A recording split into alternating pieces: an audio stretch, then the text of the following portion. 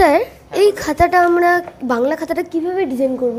আচ্ছা, তো বাংলা খাতা ডিজাইন করার জন্য আমরা মাইক্রোসফট অফিস ওয়ার্ড অন করে নেব। ঠিক আছে, দেখতে পাচ্ছ আমি অন করে নিয়েছি।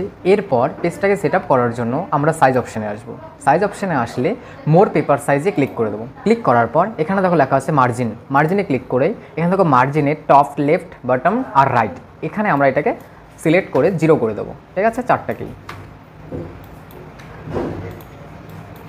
0 করে এন্টার করে দেবো। তাহলে আমাদের কার্সারটা দেখো একদম কোনায় চলে গেছে। ঠিক আছে, এবার ডিজাইন করার জন্য আমাদেরকে টেবিল নিতে হবে। তার জন্য ইনসার্টে যাবো। ইনসার্টে যাওয়ার পর টেবিল অপশানে আসবো। এবার আমরা এখানে শুধু রগুলো নেব। ঠিক আছে, আমি দেখো এখান থেকে র নিয়ে নিচ্ছি। এবার এখানে একটু গ্যাপটাকে দেওয়ার জন্য আমরা টেবিলটাকে সিলেক্ট করে নেবো। এখানে দেখো একটা প্লাস সিম্বল আছে, এখানে ক্লিক করে দেবো। ক্লিক করার পর এখানে লেআউট অপশানে আসবো। লেআউটে আসার পর এখানে দেখো হাইটে আমি 0.73 রাখছি। ঠিক আছে, এবার এন্টার করে দিলেই দেখো একটু গ্যাপটা চলে আসছে। এরপর রগুলোকে পুরো পেজের মধ্যে দেওয়ার জন্য কিবোর্ডে ট্যাব কি প্রেস করে দেবো। ঠিক আছে, তাহলে কিন্তু আমাদের পুরো পেজের মধ্যে রগুলো চলে আসবে। দেখো চলে আসছে। এরপর এখানে মাউজের এই অপশন দিয়ে লেফট ক্লিক করে নিচের দিকে একটু নামিয়ে দেবো।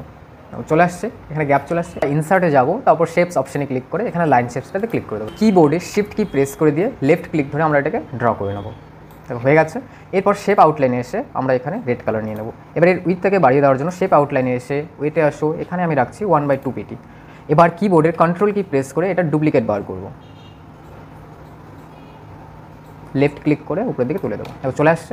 সেম আবার ইনসার্টে গিয়ে লাইন শেপ নেব, শিফট ধরে এইদিকে ড্র করে দেবো পুরো পেজের মধ্যে। দেখো হয়ে গেছে, কমপ্লিট। সেম শেপ আউটলাইনে কালার নাও, শেপ আউটলাইনে এসে উইথটাকে 1/2 পিটি করে দাও। এবার কিবোর্ডের কন্ট্রোল ধরে লেফট ক্লিক করে এদিকে টেনে দাও। দেখো চলে আসছে।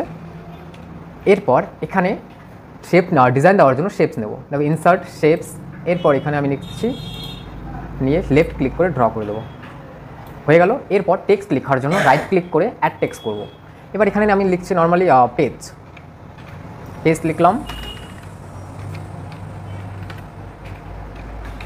পেজ হয়ে গেছে।